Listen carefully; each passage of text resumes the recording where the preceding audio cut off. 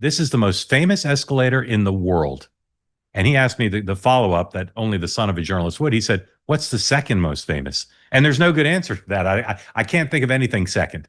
This is the most famous escalator in the world by far that Donald Trump went down to announce. I was there the day he made the announcement.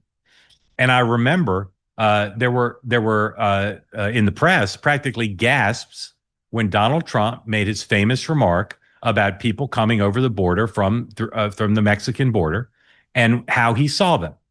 And these are the best and the finest. When Mexico sends its people, they're not sending their best. They're not sending you. They're not sending you. They're sending people that have lots of problems, and they're bringing those problems with us. They're bringing drugs, they're bringing crime, they're rapists, and some, I assume, are good people. Now, that second part of the soundbite is often left out when he says, I'm sure some of them are good people too. He wasn't saying everybody who comes over the border is a violent criminal, but he was saying something factually true. Some of them are. You could say many of them are.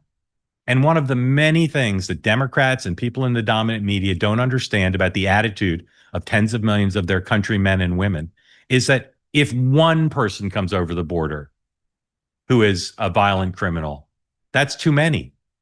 Americans expect the federal government to keep them safe from violent criminals. And many more are violent criminals. And many come to this country illegally who are attacks on our system.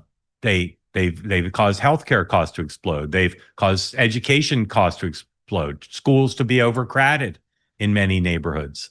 They have caused a big problem. And in some ways, the biggest is violent acts of criminality.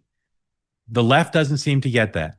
From the day Donald Trump said they're sending us their rapists and their murderers, the Democrats and the press have had Trump derangement syndrome as they ponder Donald Trump's actions. And what we've seen in Southern California over the last few days is the latest manifestation of that.